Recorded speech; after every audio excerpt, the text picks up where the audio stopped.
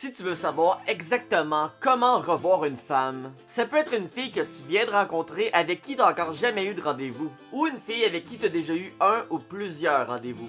La question ici, c'est comment lui donner envie de te revoir? Ben si tu te fous de la réponse, ben fais X, pis sinon, écoute la vidéo! En passant, moi c'est Michael Wolf. Si tu veux apprendre plein de choses sur le développement personnel, la séduction et la confiance en soi, ben abonne-toi dès maintenant. Bon, comment donner à une fille l'envie de nous revoir? Premièrement, tu dois comprendre que la majorité de tes faits et gestes, tes paroles, tes actions que tu fais avec une fille rentrent dans une de ces deux catégories. Soit ça lui donne envie de te revoir davantage, soit ça lui donne moins le goût de te revoir. Alors si tu es capable de reconnaître quel type d'action rentre dans chacune de ces catégories, ben tu vas être capable d'éviter les faits et gestes qui réduisent son envie et d'accentuer ceux qui lui donnent envie de te revoir.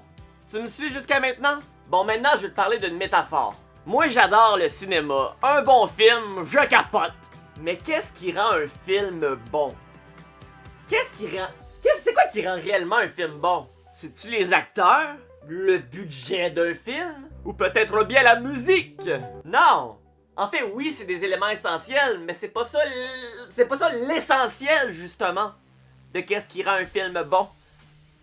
Il y a des films qui ont des acteurs de fou, un budget de malade, de la musique grandiose, puis le film est quand même très mauvais. Ce qui rend un film excellent, l'essentiel du film.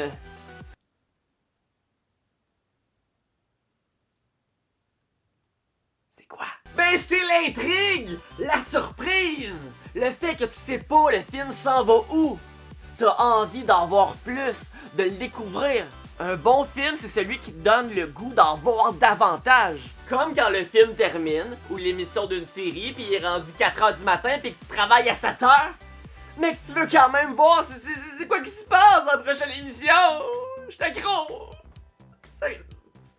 C'est pas une joke, j'étais accro. Parce que justement, il termine toujours sur un moment intense qui te donne le goût de voir la suite.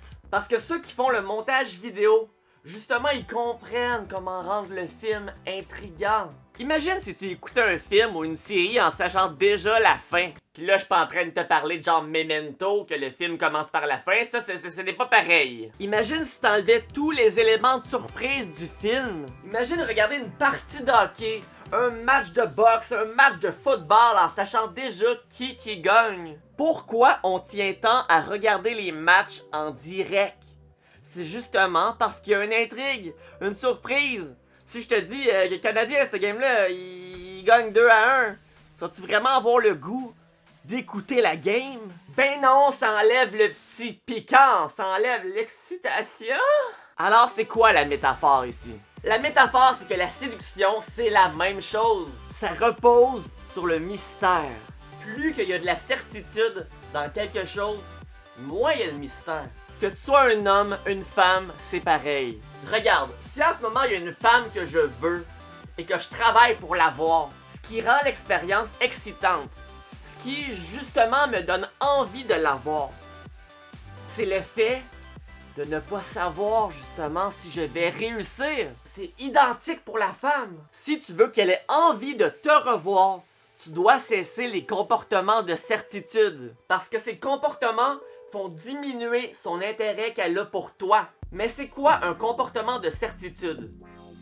Ça peut être de lui démontrer trop d'intérêt, de lui dire que tu as vraiment envie de la revoir, de lui dévoiler trop rapidement tes sentiments, ton ressenti envers elle. Parce que si tu fais ça, ben elle va jamais se retrouver dans une situation qu'elle se demande justement si elle t'a plu, qu'elle se demande si t'as de l'intérêt pour elle ou non. C'est con à dire, mais si elle est trop sécure, c'est pas excitant.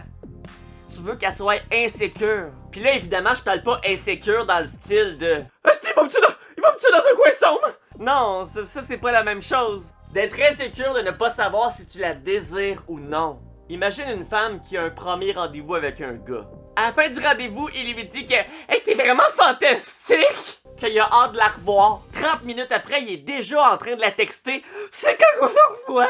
J'ai tellement de voir. Je m'ennuie. Ah, je m'ennuie, là. C'est envahissant.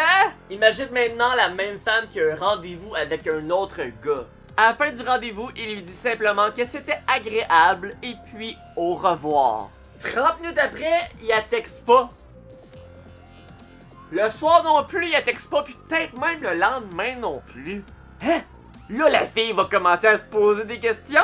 Caroline, est-ce que j'y ai plu? Y a-t-il de l'intérêt pour moi? Y'a quoi qui se passe? Ça arrive jamais, ça? J'ai-tu fait quoi de pas correct? Voyons donc.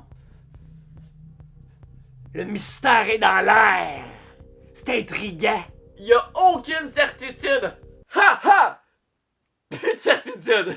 Et boum! 2-3 jours après, elle reçoit un texto. Hey, quand est-ce que t'es libre cette semaine pour aller jouer au bowling? Qui des deux va avoir réussi à donner à la femme l'envie de le revoir, tu crois?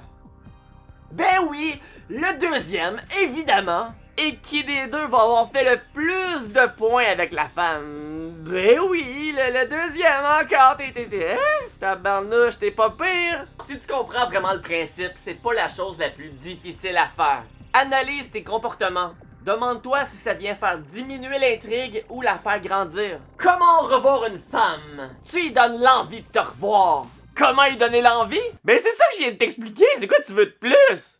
Puis une fois qu'elle a envie, ben t'as revois. J'espère que t'as aimé la vidéo. Fais un pouce sur la vidéo comme Commodus, c'est à toi de choisir en haut, en bas, en haut. Te donne des...